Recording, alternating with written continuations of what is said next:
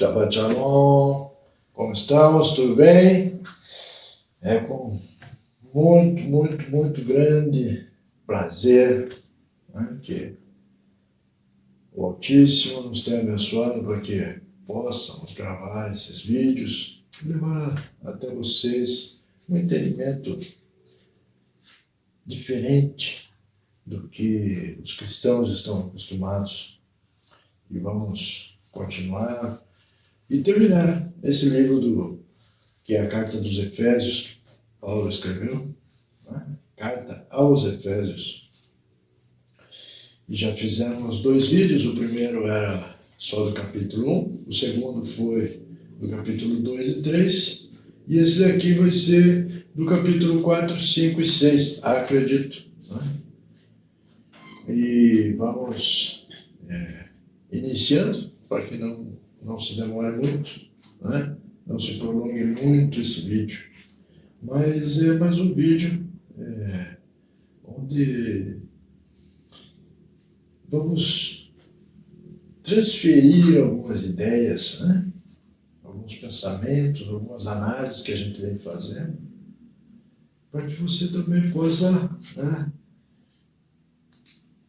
ter uma segunda opção de entendimento, né? E não só aquilo que estávamos acostumados, que sempre ouvíamos dentro das igrejas, né? Esse é um segundo ponto de vista, né? E com esses entendimentos, a gente vai se libertando de doutrinas, de interpretações equivocadas, né? E nós vamos analisando mais friamente, né, o que realmente quer dizer. Né? Vamos começar? Então, Carta aos Efésios, capítulo 4, os versículos 4, 5 e 6. Né? Então, vamos lá. 4, 5 e 6. Há um só corpo e um só espírito, como também fostes chamados em uma só esperança da vossa vocação, um só Senhor, uma só fé, um só batismo, um só Deus e Pai de todos, o qual é sobre todos e por todos em todos. Né? Aí a pergunta, fomos chamados em uma só esperança? Sim. E a única esperança reside em, sendo israelitas, temos um só Pai, um só batismo e uma só fé. Não podemos ser católicos, evangélicos, espíritas, etc., rejeitando todos ou alguns fundamentos bíblicos. Né? Paulo escreve que existe um só corpo. Então, não está admitido nenhum tipo de divisão, e muito menos a exclusão dos israelitas, né? Que são participantes dos pactos eternos do Altíssimo, e foi pelo próprio Criador escolhidos como sendo o seu povo. Né?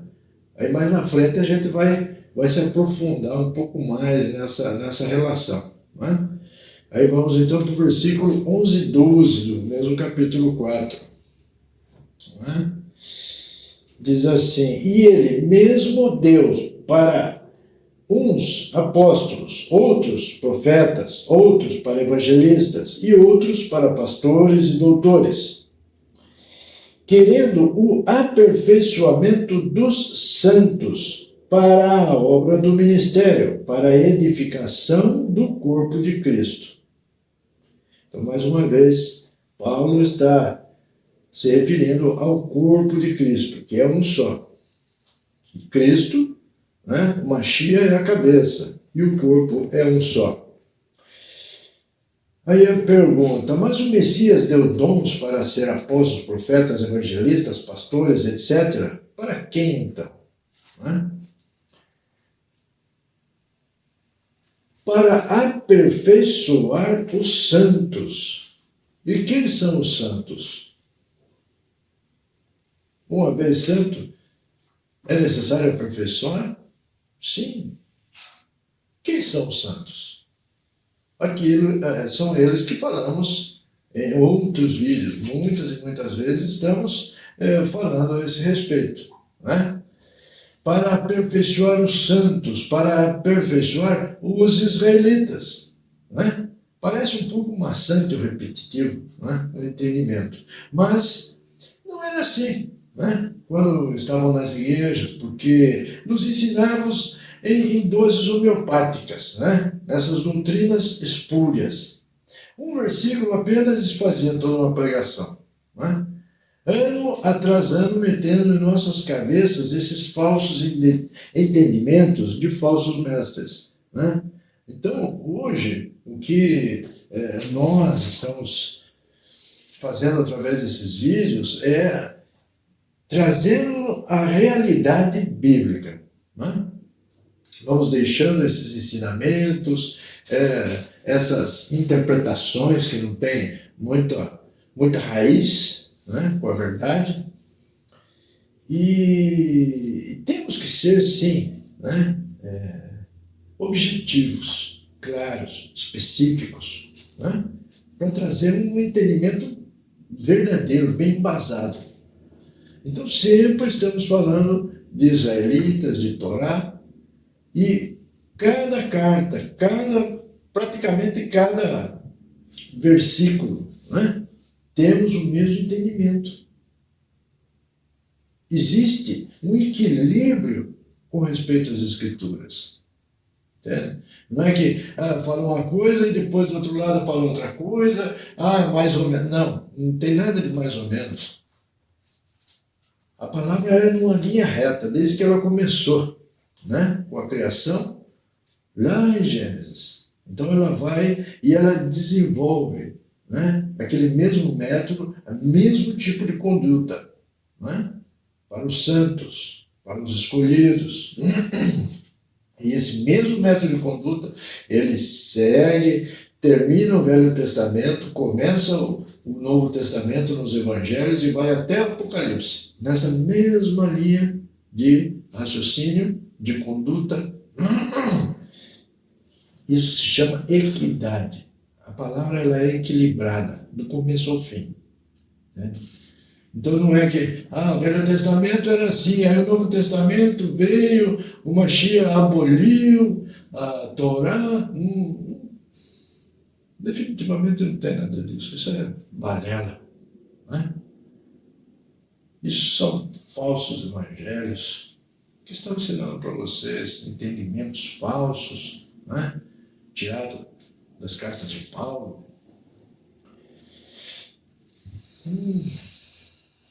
Não é verdade, né? Os ensinamentos que têm se dado nas igrejas, né, cristãs. Versículo 14.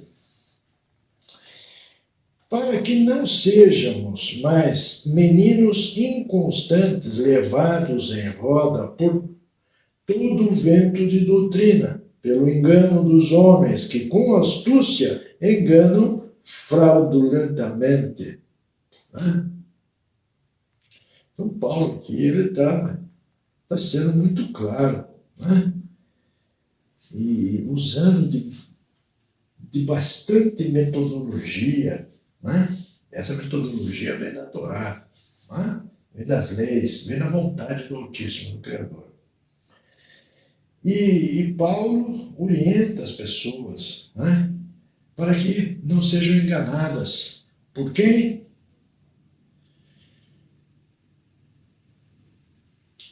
Levados em todo vento de doutrina pelo engano de homens, que com astúcia enganam fraudulosamente. Não é? Quem engana fraudulosamente? Quem são esses homens? Olha, eu não sei dizer qual igreja, né, ou qual pastor, mas simplesmente, né, para não haver dúvida, é fácil de saber. É pregado que a lei foi abolida? É pregado que nós devemos cumprir a lei em em algumas igrejas, ou todas, né? É pregado isso, né? Como muitos dizem, não, o Salvador pregou a lei, pregou a Torá no madeiro. Se fazem esse tipo de afirmação, esses são homens que enganam fraudulosamente, né? Esses são ventos de doutrinas. E as pessoas que creem nesse tipo de doutrina, nesse tipo de ensinamento, chamados pelo Paulo de meninos inconstantes. Né? Outra tradução diz assim, meninos inconstantes levados por todo tipo de doutrina. Né? É complicado. Agora, a pergunta. Então, quem são os meninos inconstantes? A resposta: não podemos responder a essa pergunta sem antes refletir sobre alguns versículos cruciais das Sagradas Escrituras. Em Gálatas, capítulo 1, versículo 7 e 8, diz assim: o qual não é outro, senão que há alguns que vos perturbam e querem perverter o evangelho de Cristo. Mas, ainda que nós mesmos ou um anjo do céu vos pregasse outro evangelho além do que já vos pregamos, seja anátema. Em Mateus, capítulo 7, versículo 23, diz assim: apartai-vos de mim, vós que violam a Torá. Em Mateus 12, versículo 18, diz assim: e anunciará aos gentios a Torá. Em Mateus 13, versículo 41, aí o Salvador diz assim: mandará os seus anjos colher os que causam escândalo e os que não praticam a Torá. Em Mateus 23, versículo 28, diz assim: ai de vós que estáis cheios de hipocrisia e violam a Torá. Em Romanos 2,12, diz assim: os que desobedecem a Torá e pecam serão condenados. E os que, obedecendo a Torá, pecam, serão julgados. Né? Ou seja, os que desobedecem a Torá já estão condenados. Não existe nem julgamento para eles. Né? Em Romanos 2, no versículo 13, diz assim: não são justos os que simplesmente ouvem a Torá, mas será justificado os que praticam a Torá. Né? Em Romanos 7, versículo 12, diz assim: a Torá é santa, justa e boa. Muitos e muitos versículos diziam a mesma coisa. Agora voltamos à pergunta anterior. Quem são os meninos inconstantes? Né? Observação. Paulo, quando escreveu a carta aos Gálatas, falou que, ainda que nós mesmos ou um anjo vos anuncie outro evangelho, ou outro entendimento a respeito dos ensinamentos, que seja anátema, que seja maldito. O apóstolo, naquele momento, já enfrentava outras interpretações equivocadas de alguns. Ainda mais agora, com essa nova interpretação, nova modo de dizer, né? Interpretação inventada pela Igreja Católica e aceita por todos os cristãos. Né? Então, você acredita nesta boa nova, ou evangelho, né, do Messias e que Paulo anunciava? Ou você acredita no novo evangélico católico cristão? Né? Então, precisamos aqui, né, ser ponderados. Esses versículos que eu citei são apenas alguns, dentre os muitos que existem. Né? Você pode, né, se quiser conferir na tua Bíblia, você pode voltar e você vai examinar e vai ver que realmente é assim. Se a sua Bíblia é uma muito ruim tradução, ela vai estar escrito outras coisas, né? Mas procure outras traduções mais antigas, e aí você vai se aproximar da verdade do que realmente, né? Tanto o Machia, tanto o nosso Salvador falou, quanto o Paulo e os demais. Né? Agora uma pergunta, né? Tirando por base esses ensinamentos, o que a gente vem falando, né? Quem são os meninos inconstantes na fé? Né? Você segue os ensinamentos do Messias e de Paulo ou os ensinamentos pervertidos e interpretados levianamente pelos anátemas? Né? Qual ensinamento você segue? Né? Quem são os imaduros, né? Ou meninos inconstantes? Você crê realmente que o Altíssimo, sendo onipresente, onipotente, onisciente, mudaria suas próprias regras? Você acredita nisso? Temos que viver em santidade. Disso ninguém discorda. Mas a santidade somente se adquire sendo obediente aos mandamentos do Criador, sendo obedientes à Torá. Isso é santidade. Não que as outras pessoas, ou a Igreja Católica, por exemplo, determinam o que é santidade, o que é ser santo. Não. Como sempre tenho dito, a própria Bíblia, ela se auto-explica. Entende? Se você procurar o que é santidade, o que é necessário ser santo, para ser santo, você vai encontrar a resposta na própria palavra. Entende? Existe várias orações, né? Israelitas, onde dizemos que agradecemos ao Altíssimo que nos santifica com os seus mandamentos. Então, necessitamos realmente ser muito cautelosos, né? A gente parar e pensar e realmente se decidir, ou pela verdade, ou pelo engano. E ser exatamente consciente da decisão que a gente está tomando, né? Quem está sendo seduzido por falsas doutrinas? Quem está acomodado sem querer ter um verdadeiro compromisso com o Altíssimo? Né? Porque uma vez que nos conscientizamos, né, de que realmente temos que cumprir com a Torá, né? Então, automaticamente temos que ter uma relação íntima, um pacto, né? Um compromisso sério com o Altíssimo. Né? Agora, se não fazemos isso, somos omissos, né? Nós somos acomodados, né? Não queremos ter esse compromisso. E se estamos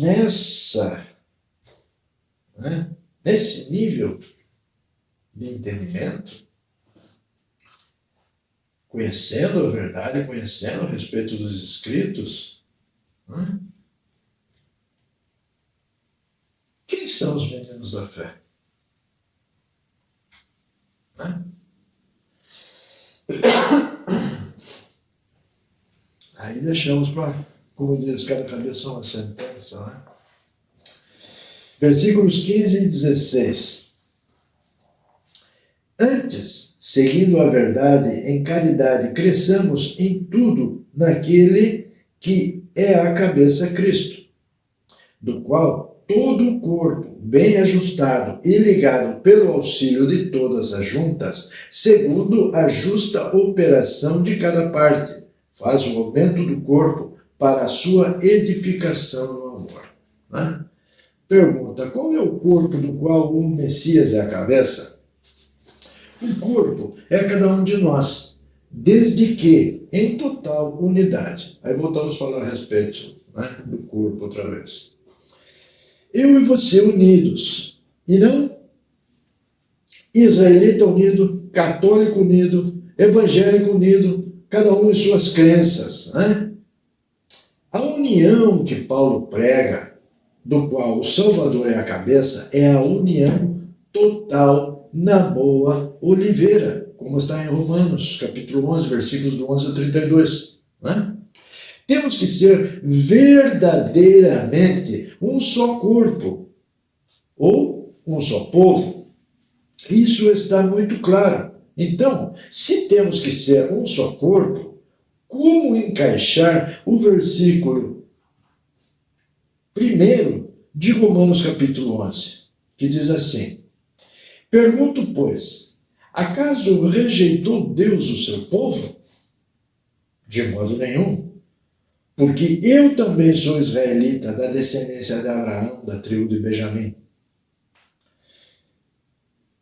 Se o Criador não rejeitou o seu povo, que são os israelitas, e temos que ser um só corpo ou um só povo, é mais do que óbvio que temos que ser israelitas obedientes e com fé no Messias, sendo naturais ou enxertados. Temos que fazer parte desse povo que de modo nenhum o Criador rejeitou ou rejeitará.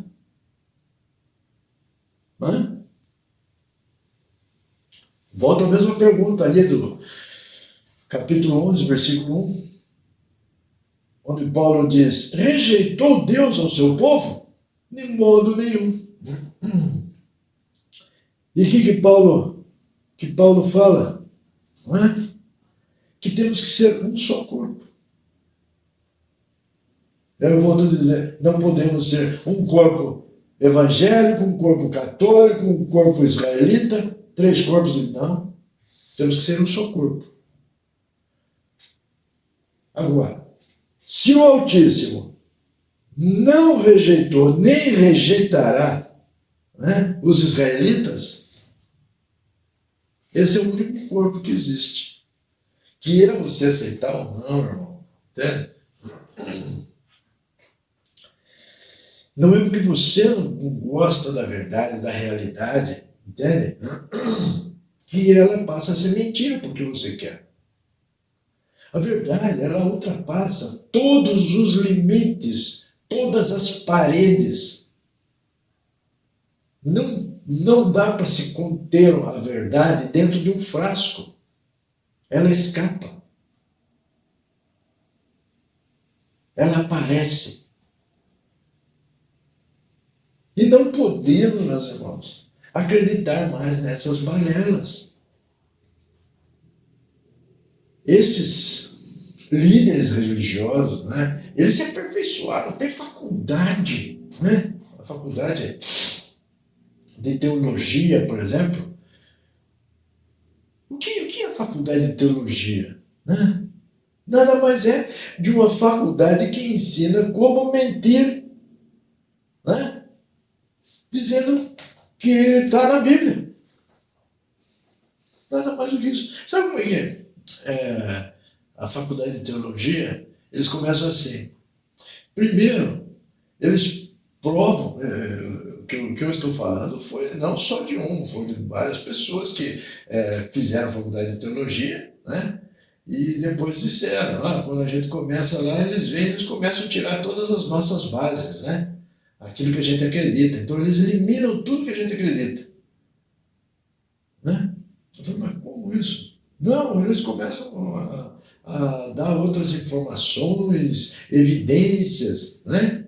Então eles desconstruem a nossa fé. E qual é o objetivo disso? O objetivo disso é que depois eles implantam dentro da cabeça dos alunos, né, uma nova concepção, uma nova crença, uma nova forma de interpretar a Escritura. E é isso que é feito. Você realmente acredita que precisa de uma escola ou faculdade de teologia?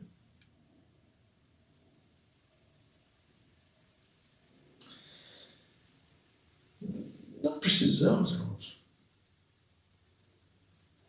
O único entendimento, a única lente que precisamos para que possamos ter uma interpretação verdadeira é a luz do Espírito Santo. Esse é o único que vai dar uma interpretação verdadeira das Escrituras.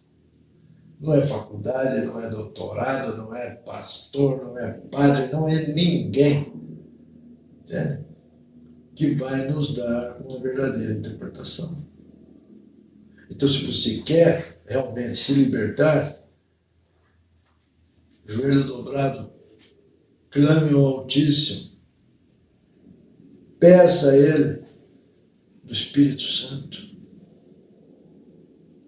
para que Ele possa tirar uma venda que existe nos seus olhos e que impossibilita de que você possa ter uma verdadeira compreensão das Escrituras.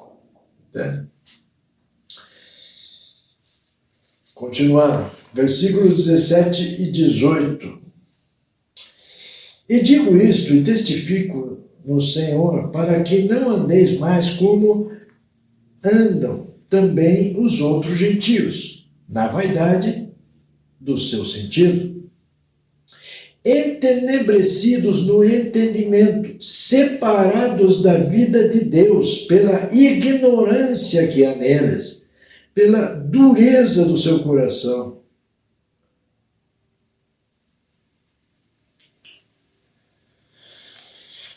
Por que os cristãos se dizem ser gentios? Por falta de entendimento.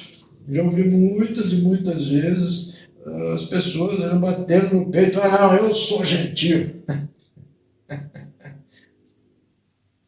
Pura ignorância. Porque não sabe quem realmente é o gentio. Né? Nesses versículos, Paulo afirma que os gentios andavam na vaidade e nas trevas. Temos que compreender que Paulo foi levar a boa nova, o evangelho, aos gentios.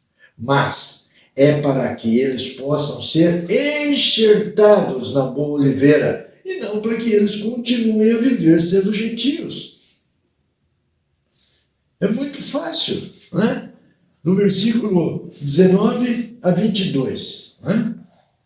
Ele diz assim: os quais, havendo perdido todo o sentimento, se entregaram à dissolução para com avidez cometerem toda a impureza. Mas vós não aprendestes assim a Cristo. Se é que o tendes ouvido e nele fostes ensinado, como estará a verdade em Jesus? Que, tanto ao trato passado, vos despojeis do velho homem, que se corrompe pelas concupiscências do engano. O que fazem os gentios? Aí tem uma tradução aqui da Nova Versão Internacional, diz assim: tendo perdido toda a sensibilidade, eles se entregaram à depravação, cometendo com avidez toda espécie de impureza. Depravação, impureza, concupiscência, etc. Isso é o que faz os gentios, mas os gentios cometem toda sorte de pecados, como vemos em seguida, versículos 23 e 24. E vos renoveis no espírito do vosso sentido, e vos revistais do novo homem, que, segundo Deus, é criado em verdadeira justiça e santidade. Como é ser revestido do novo homem? Como o próprio apóstolo Paulo responde: nascendo e sendo criado no Altíssimo, em justiça e santidade. Dois atributos do Criador que somente florescem em nós através da obediência, e obediência aos seus mandamentos e sua Torá. Versículo 25 a 31. Pelo que deixai a mentira e falai a verdade, cada um com o seu próximo, porque somos membros uns dos outros. Irai-vos e não pequeis, não se ponha o sol sobre a vossa ira. Não deis lugar ao diabo, aquele que furtava, não furte mais, antes trabalhe, fazendo com as mãos o que é bom, para que tenha o que repartir com quem tiver necessidade. Não saia da vossa boca nenhuma palavra torpe, mas só a que for boa para promover a identificação, para que dê graças aos que a ouvem. E não entristeçais o Espírito Santo de Deus, no qual estáis selados para o dia da redenção. Toda amargura, ira, cólera, gritaria, blasfêmias e toda malícia seja tirada de entre vós. Aí a pergunta é a seguinte: o que mais faz os gentios, continuando com o comentário anterior? Mentira, ira, se influenciam pelo maligno, roubam, não querem trabalhar, não fazem caridade, falam torpezas, não edificam ninguém, entristecem o Espírito Santo, são amargurados e coléricos, gritam, blasfemam, são maliciosos. E isso é só uma pequena amostra, né, do que faz os gentios. Né? E como eu falei antes, muita gente diz ainda, não, somos gentios. Não sabe o que está falando. Né? Aí, capítulo 5, versículo 1. Sede, pois, imitadores de Deus, como filhos amados. Como é ser imitador do Criador? Né? Somente obedecendo aos mandamentos do Altíssimo. É que somos seus imitadores. A Torá devemos cumprir e compreender com profundidade. E se fizermos assim, entenderemos também pela Torá e pela Taná que a profecia da vinda do Messias já se cumpriu. Teremos então o testemunho do Salvador e o cumprimento dos seus mandamentos em nós, tornando-nos filhos amados do Altíssimo. Mas seremos perseguidos e odiados pelo inimigo das nossas almas, o dragão, como está em Apocalipse 12, versículo 17, que diz assim: o dragão irou-se contra a mulher e saiu para guerrear contra o restante da sua descendência, que são os que obedecem aos mandamentos de Deus e se mantêm fiéis ao testemunho de Jesus. Irmãos, tanto os mandamentos, Torá, como a graça, são inseparáveis e um jamais substituirá o outro. Então vemos que até no Apocalipse, no final de todas as coisas, vemos que o dragão, ele vai se levantar contra quem? Quem é inimigo do dragão? Quem obedece os mandamentos do Altíssimo e tem o testemunho do nosso Salvador. Esses daí são inimigos do dragão. São contra esses que o dragão vai se levantar. Agora, se você diz, só a graça me basta, ou como os judeus, os israelitas, só a Torá, não tem que aceitar o Salvador. Não são inimigos do dragão. O inimigo das nossas almas luta, faz guerra contra quem obedece os mandamentos e tem o testemunho do Salvador, a graça. Quem tem as duas coisas. Caso contrário, não. Versículo 3 a 5. Mas a prostituição e toda impureza ou avareza, nem ainda se nomeie entre vós, como convém a santos. Nem torpezas, nem parvoíces, nem chocarrices, que não convém, mas antes ações de graças. Porque bem sabeis isto, que nenhum fornicário ou impuro ou avarento, o qual é idólatra, tem herança no reino do Mashiach, do Salvador e do Altíssimo. O que convém aos santos?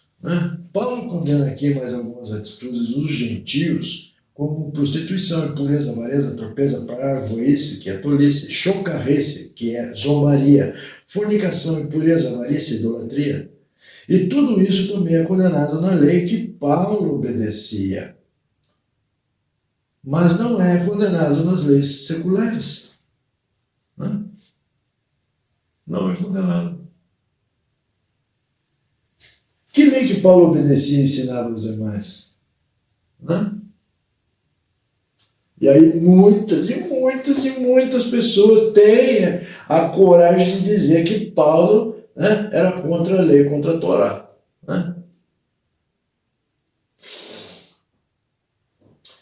Se Paulo ensinava a obedecer essas leis, como pode alguém dizer que Paulo escreve ou dá a entender que a Torá foi abolida? Né? A Torá sempre foi a guia ou o tutor, como falamos em outro vídeo, de Paulo e dos demais discípulos e apóstolos.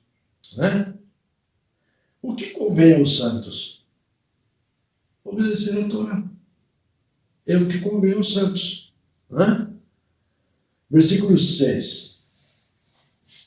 Ninguém vos engane com palavras vãs, porque por estas coisas vem a ira de Deus sobre os filhos da desobediência. Sobre quem vem a ira do Altíssimo? Sobre os filhos da desobediência. Né? Sobre quem não é obediente ao Criador e seus mandamentos. A Torá. Né? Isso é muito, muito importante. Temos que levar em conta isso. Né? Versículo 9 e 10. Porque o fruto do Espírito está em toda a bondade, justiça e verdade, aprovando o que é agradável ao Senhor. Né? O que é o fruto do Espírito? Resumindo, bondade, verdade e justiça. A justiça está no cumprimento da lei da Torá. Isto é agradável ao Altíssimo. Né? Porque Paulo menciona aqui muitas vezes a palavra justiça. Justiça, ela está ligada, né, diretamente com lei. Porque não existe justiça se não existir a lei. Não tem como ser um justo se ele não obedece à lei. Agora, que lei que Paulo se refere? Que justiça que Paulo se refere? A justiça do teu país? Hã? Não. É a justiça do Altíssimo. São as leis do Altíssimo. Hã? Temos que ter muito cuidado, irmãos. Hã? Aí o versículo 11 a 17. E não comuniqueis com as obras infrutuosas das trevas, mas antes condenai-as, porque o que eles fazem em oculto, até dizê-lo é torpe. Mas todas essas coisas se manifestam, sendo condenadas pela luz, porque a luz tudo manifesta. Pelo que diz, desperta tu que dormes, e levanta-te dentre os mortos, e Cristo te esclarecerá. Eu vou ler de novo. Pelo que diz, desperta tu que dormes, e levanta-te dentre os mortos, e o Salvador te esclarecerá. Versículo 15. Portanto, vede prudentemente como andais, não como nécios, mas como sábios, remindo o tempo, porquanto os dias são maus. Pelo que não sejais insensatos, mas entendei qual seja a vontade do Senhor, do Altíssimo. Por que desperta tu que dormes? Porque enquanto somos gentios, cristãos ou israelitas sem o Salvador, estamos como que mortos. É como se tivesse um véu sobre o nosso entendimento, impedindo que a luz do Espírito Santo nos liberte do erro e do engano. E no versículo 17, nos diz para não sermos insensatos, e sim para compreender qual é a vontade do Altíssimo. E a vontade do Altíssimo, ele próprio deixou bem claro qual é. Obediência aos seus mandamentos. Versículo 25 e 27.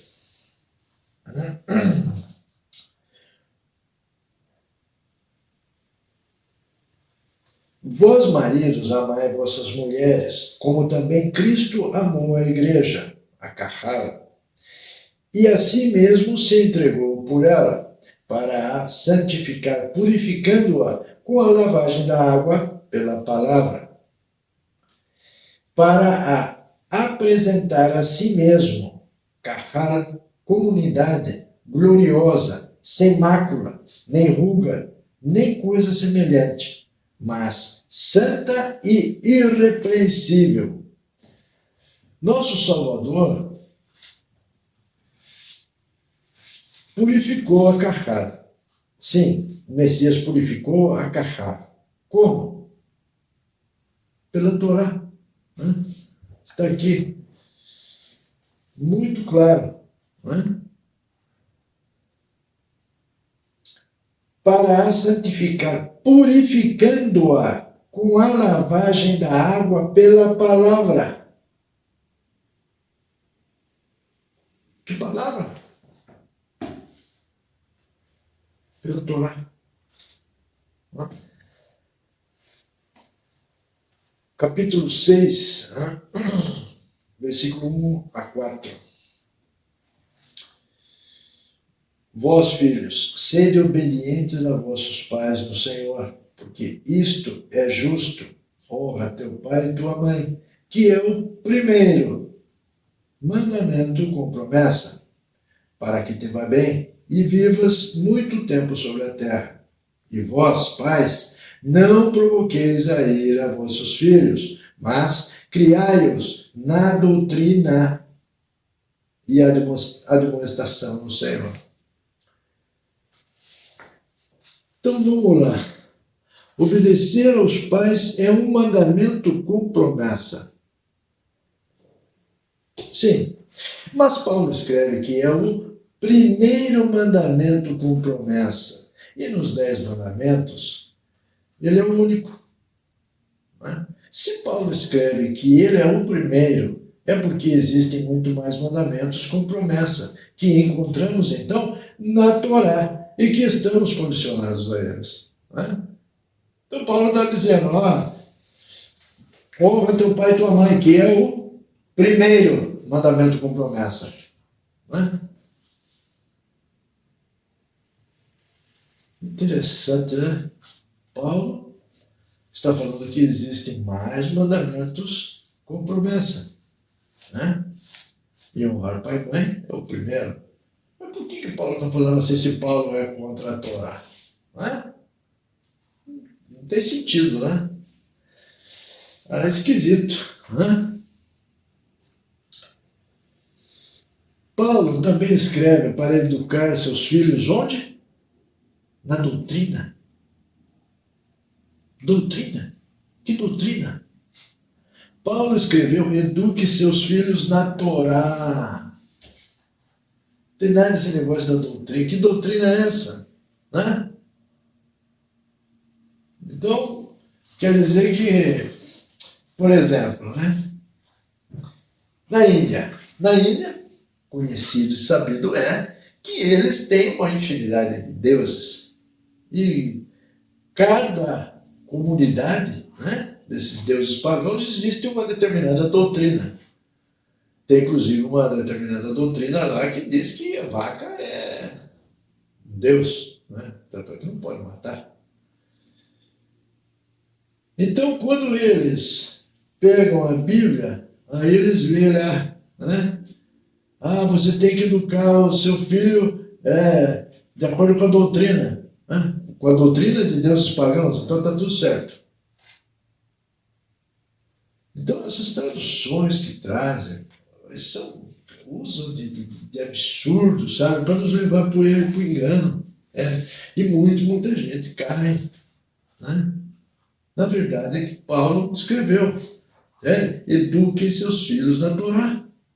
Não existe de outra forma. Né? Vai fazer o quê?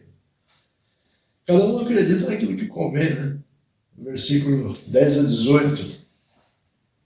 No demais, irmãos meus, fortalecei-vos no Senhor e na força do seu poder, revesti-vos de toda a armadura de Deus, para que possais estar firmes contra as astutas ciladas do diabo.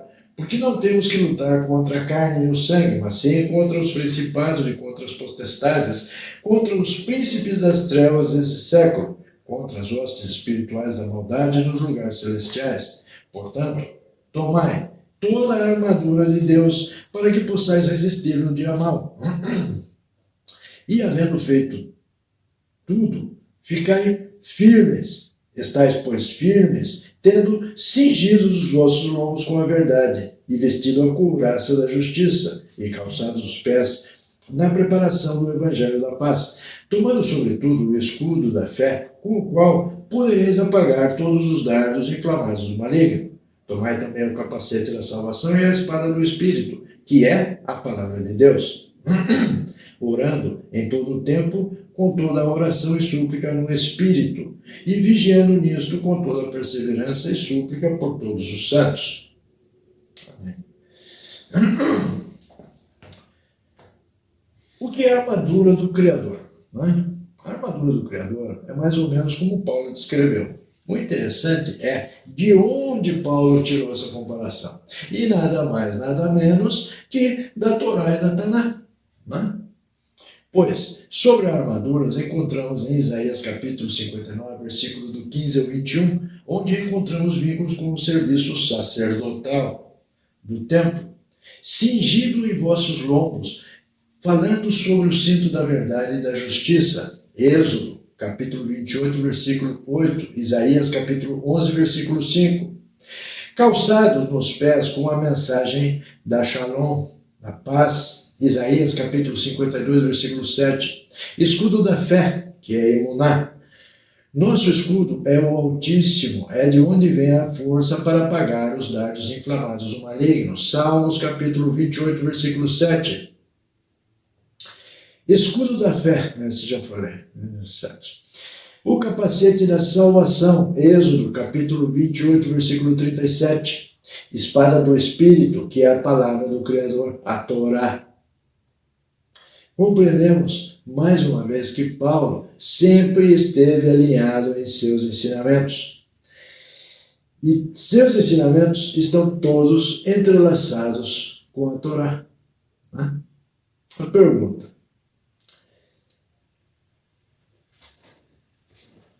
então, eu não terei parte com as promessas do Altíssimo se não sou israelita? Enxertado ou não? A resposta, por mais dolorida que seja, é não. Se não se enxertar em Israel, as promessas do Altíssimo não te alcançam. Não é? Mas isso não é o fim para você. Se você realmente ama o Altíssimo e seu Filho, este será um começo que nunca terá um fim, pois você pode se enxertar em Israel sendo obediente ao Criador e seu Filho, e terá os mesmos direitos que um israelita natural. Essa é a promessa do Altíssimo. Será? Sim. Lá em Levítico 24 ele fala assim, Levítico 24, 22.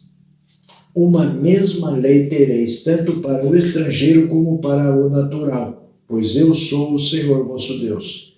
Em Ezequiel 47, versículo 21, 22 e 23, diz assim, a promessa: repartireis sobre esta terra, entre vós, segundo as tribos de Israel. Reparti-la-eis em herança por sortes entre vós e entre os estrangeiros que habitam no meio de vós e que têm gerado filhos no meio de vós. E vos tereis como naturais entre os filhos de Israel. Convosco terão herança no meio das tribos de Israel. E será que na tribo em que peregrinar o estrangeiro, ali se lhe dareis a sua herança. Assim diz o Criador.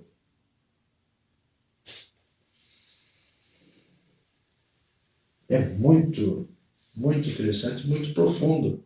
Não é? Você já ouviu falar em oração sacerdotal? Não é? Bênção sacerdotal? Então, essa bênção sacerdotal é a bênção que o Altíssimo determinou, não é? Que a descendência de Araão abençoasse o povo. Qual povo? Não é?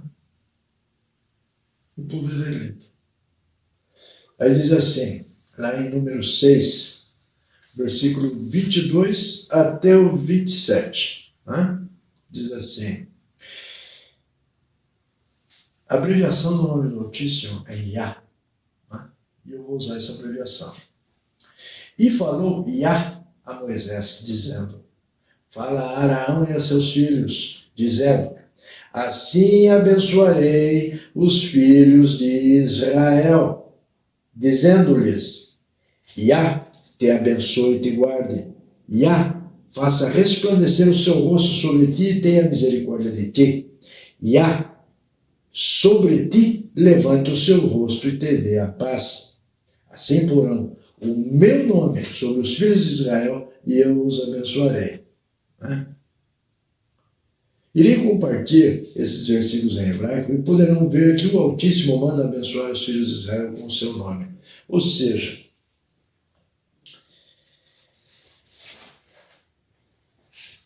quantas vezes você escutou: Deus te abençoe, meu filho? Né?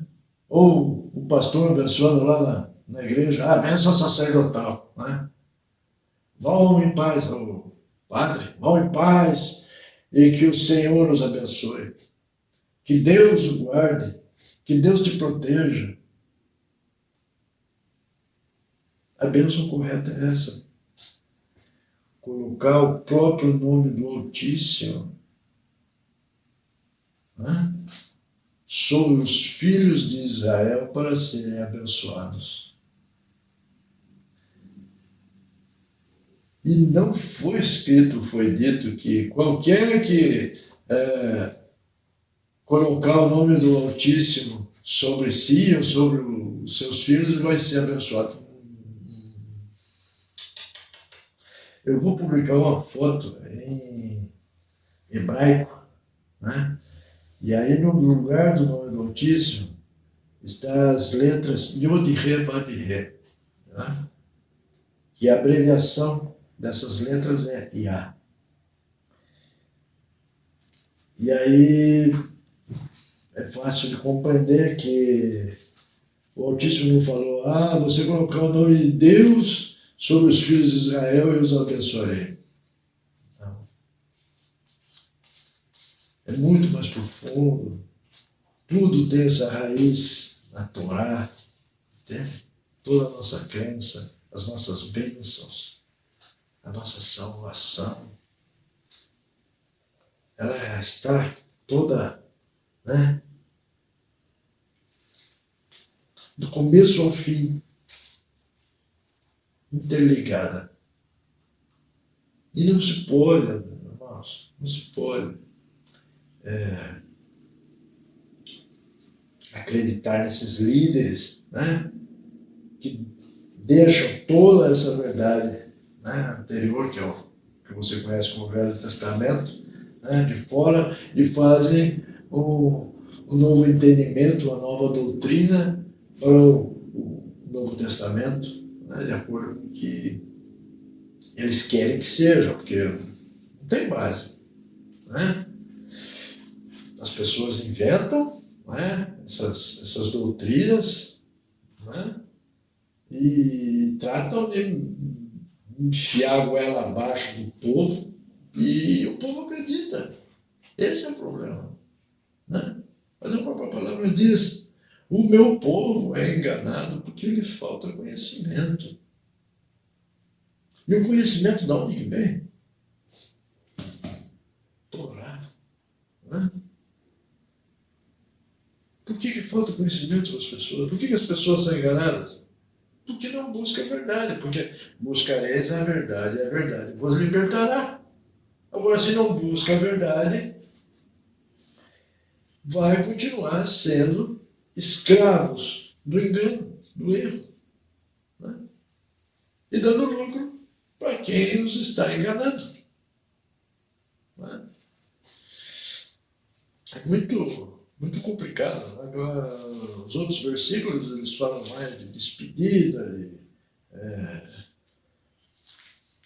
mandar paz para não sei quem. E assim, não tem muito o que comentar com respeito ao final dessa carta, né, dos Efésios.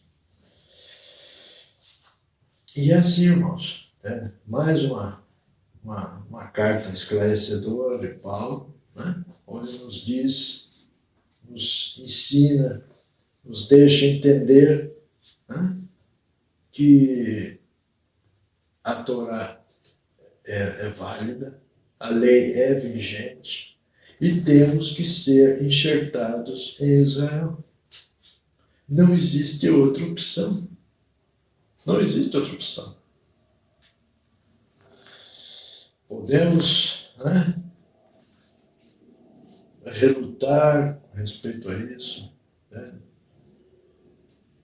Muitas pessoas, né, deixam de ver vídeos, ensinamentos a respeito disso, porque é contra, né, as suas crenças, e essas pessoas preferem, então, continuar no erro e no engano. Né? Então, essas pessoas não querem ser livres. Né? Quem quer se libertar da mentira, do engano, do erro, né, vai buscar informações, vai buscar a verdade acima de qualquer coisa, né, para que realmente possa ser livre. Desde que, né, não queira viver mais no comodismo. Se quiser arregaçar as mangas e falar, não, eu quero a verdade, eu quero saber mais do Altíssimo, eu quero saber mais do meu Salvador, eu quero a verdade a respeito disso tudo, porque isso é o meu futuro eterno.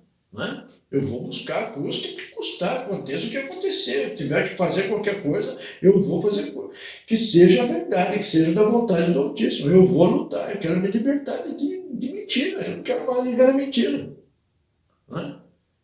Então, esse é o primeiro passo, né, para quem quer realmente ser livre. Né? É levantar-se desse sofá que você está sentado, dessa cadeira cômoda, né, e se dispor a se libertar.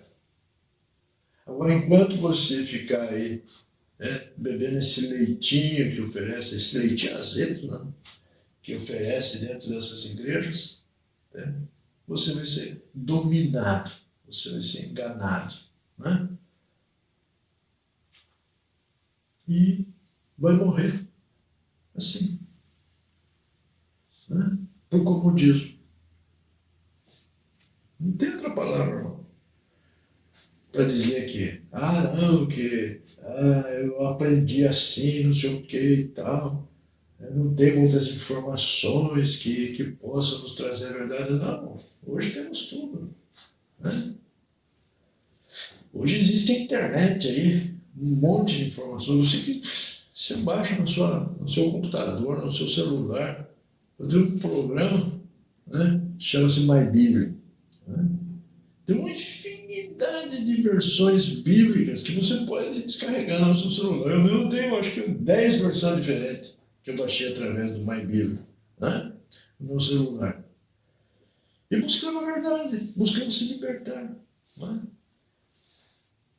E foi assim, irmãos, e é assim.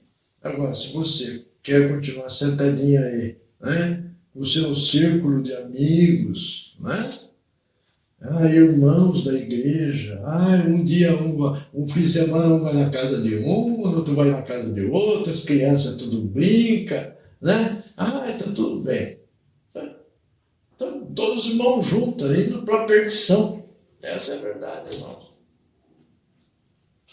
Essa é a verdade. Então, abra o teu entendimento. Reaja enquanto você tem tempo. Porque daqui a pouco chega para você, né?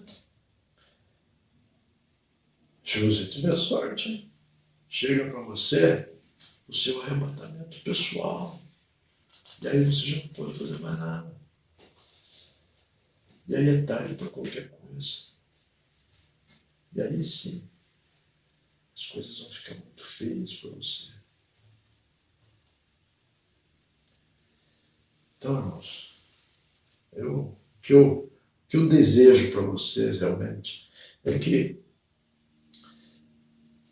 façam uma oração sincera ao Altíssimo, né, pedindo que Ele envie sobre vocês o Ruach Kadosh, sabe, o Espírito Santo, antes que vocês façam leituras bíblicas, para que vocês possam compreender com profundidade estas verdades tão importantes que temos em nossas mãos e que pessoas maquiavélicas a serviço do inimigo agarram isto aqui, entende? E dá aquelas explicações absurdas para nos manter no erro e no engano e escravos e dando lucro para nós. Liberte-se. Ouvi a música do Zero, que vocês possam se libertar. Vocês possam se libertar. Amém? Esse é o vídeo de hoje. Terminamos aqui então a nossa carta aos Efésios. Vamos começar o estudo na próxima carta de Paulo. Né? E eu, ser bem sincero, eu realmente estou muito ansioso para poder terminar, né, todo esse Novo Testamento, né, o Bet Hadashah, e a gente poder começar a estudar com profundidade a Torá.